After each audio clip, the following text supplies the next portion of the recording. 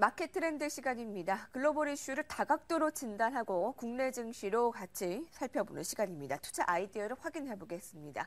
김종규 애널리스트 자리했습니다. 어서 오십시오. 안녕하십니까? 네, 오늘은 어떤 소식 전해주실까요? 네, 최근 시장의 드라이버라면 환율을 들 수 있을 것 같은데요. 네. 환율과 함께 그에 따라 움직이고 있는 원자재 가격을 보면서 관련된 종목군들의 투자는 어떤 방향으로 가져나가는 것이 좋을지 오늘 점검해 보도록 하겠습니다. 최근 화두인 환율과 원자재 시장을 통해서 투자 유망주를 알아보는 오늘의 마켓 트렌드 주제 살펴봤습니다.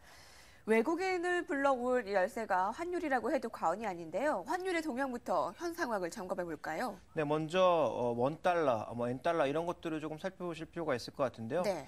전반적으로 최근 들어서의 움직임은 좀 한 방향으로 움직이고 있습니다. 원화도 전반적으로 좀 약세 국면으로 달러 강세 때문에 흘러가고 있는 모습이고, 엔화는 이미 꽤 오래전부터 약세 국면으로 좀 흘러가고 있는 국면이었죠. 그런데 최근에는 방향성이 좀 같아지고 있다는 곳에 우리가 포커스를 맞추면서 그나마 이제 엔화 약세에 크게 연동했던 자동차 종목들이 안정을 찾는 모습이 나타나고 있고요. 글로벌 시장에서는 지금 뚜렷하게 나타나고 있는 것이 달러 지수는 계속적으로 강세를 보이고 있는 반면 현재 지금 유로 같은 경우에는 굉장히 급속도로 내려가고 있는 그런 상황입니다. 물론 네. 1.30 정도의 라인에서는 최근 바닥을 찾으려고 하는 모습을 보여주고 있습니다만 키프로스 관련 문제에 따라서 변동성 확대될 가능성은 열려있는 상황이고요.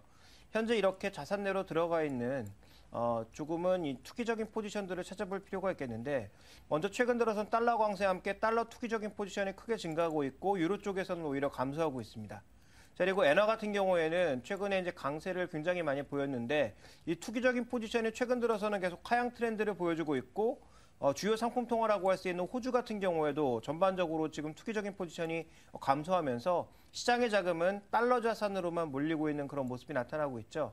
여기서 얻을 수 있는 시사점은 달러 강세로 인해서 원자재 가격, 원자재 통화까지 모두 약세를 보이고 있다는 것이고요.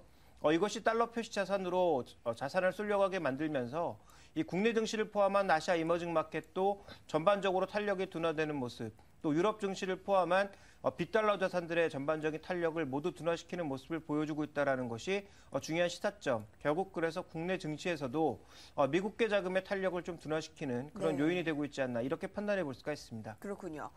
아시아 시장과 지금 뉴욕 시장의 상황까지 같이 알아봤는데요. 원자재 시장도 점검을 해보면 좋겠습니다. 전반적으로는 약세 흐름이 좀 더 우세하죠? 예, 그렇습니다. 달러의 강세에 의해서 좀 영향을 받고 있는 그런 상황인데요. 네. 자, 준비된 그림을 보시면 지금 원자재 가격 중에서 가장 많이 내려간 것은 곡물 가격입니다.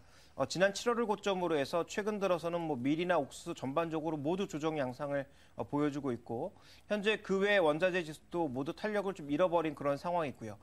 유가 같은 경우에도 현재 90달러 선 정도에서는 안정적인 모습, 우리가 흔히 얘기하는 이제 쐐기 형태의 모습을 보이면서 이 방향성을 좀 모색하는 그런 양상이고, 금 가격 같은 경우에도 급락했습니다만 다시 1,600달러로 회복하면서 이 금에 대한 수요도 어느 정도 발생하고 있는 그런 모습이 나타나고 있습니다. 그래서 원자재 시장에서 얻을 수 있는 시사점을 보자면 이 중국 수요 둔화와 함께 달러의 강세가 약세의 원인으로 작용을 하고 있고, 이 글로벌 수요의 제한적인 상황을 암시하고 있는 모습이기 때문에 글로벌 경기가 회복되고 있다고는 하나 여전히 속도는 선진국 중심으로는 계속 약하다. 특히 중국의 움직임에 따라서 원자재 가격의 움직임들은 둔화될 수 있다는 것을 암시하고 있고요.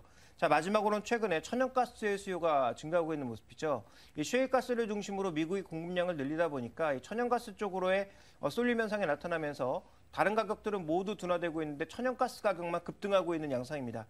최근 거의 4달러에 근접하고 있는 모습이거든요. 그래서 이런 흐름들이 최근 국내 증시에도 일부 영향을 줄 가능성이 있는 것으로 판단하고 있습니다. 네, 이 두 가지를 통해 우리나라 증시에서 알아볼 수 있는 투자 아이디어 어떤 것을 알아볼 수 있을까요? 네, 먼저 가장 우리가 살펴봐야 될 것은 금이 아닌가라고 판단하고 있는데, 네. 최근에 이제 금이 급락하면서 1,600달러 아래로 내려가다 보니까 이 금에 대한 투자는 이제 하지 말아야 되는 게 아니냐 이런 얘기가 좀 나왔습니다. 그런데 전반적으로 지금 달러의 움직임 보시면 달러의 움직임이 강세를 보이고 있으나 박스의 상단 부분에서는 또 점차 이렇게 멈춰지고 있는 상황이거든요. 그렇다면 이제 지금 금 가격 같은 경우 향후 인플레 움직임이라든지 네. 또 달러의 움직임에 따라서 언제든지 강세로 갈 수 있는 그런 상황이고요. 실제로 준비된 그림을 보시면 올해도 러시아, 터키, 카자흐스탄, 한국을 비롯한 대부분의 국가에서 금 보유량을 늘려나가고 있습니다.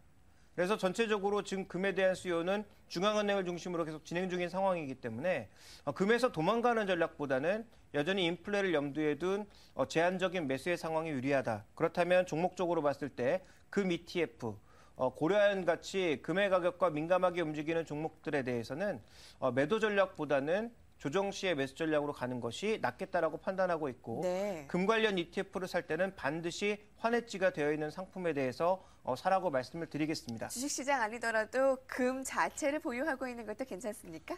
금 현물보다는 금 ETF가 더 나아 보입니다. 왜냐하면 실제적으로 이제 거래 편의성이라든지 실제로 이제 시차 같은 것을 고려를 한다면 매매에 있어서는 아무래도 금 ETF가 훨씬 더 낫다라고 판단하고 있고요. 또 금은 보관 비용까지 우리가 생각을 해봐야 되기 때문에 금 현물보다는 금 ETF가 나을 것으로 여전히 판단하고 있고요.